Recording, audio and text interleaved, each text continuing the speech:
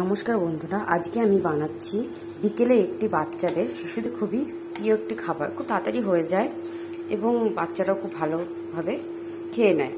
তার জন্য আমি একটা ডিম ফাটিয়ে তার ভেতর পেঁয়াজ দিয়ে একটু লবণ দিয়ে নিয়েছি, এটাকে ভালো করে ফাটিয়ে নিয়েছি। একটা টমেটো সস নিয়েছি, আটা ছেড়ে নিয়েছি। এবার আমি এটাকে বেলবো দলা করে। আমি গোলাটাকে বেলে নিয়েছি, একটু বড় সাইজের গোলা নেবেন। কড়াইতে তেল দেব, সাদা তেল দিয়ে করলেই ভালো হয়। সাদা তেল নেই বলে আমি সরষের তেল দিয়েই করছি। এইভাবেই রুটিটাকে আপনারা আগে ডিমটা দেবেন,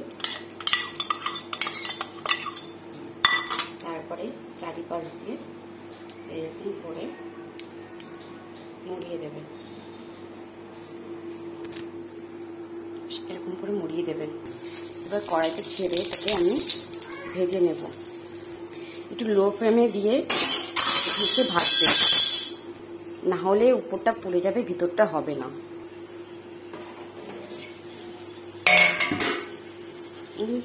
কতটা ফুলে উঠেছে, এটা আমি নেড়েচেড়ে একটু ভালো করে ভেজে নেব।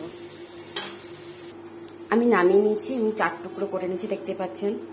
খুব সুন্দর দেখতে লাগছে এবং খেতে খুব ভালো লাগে।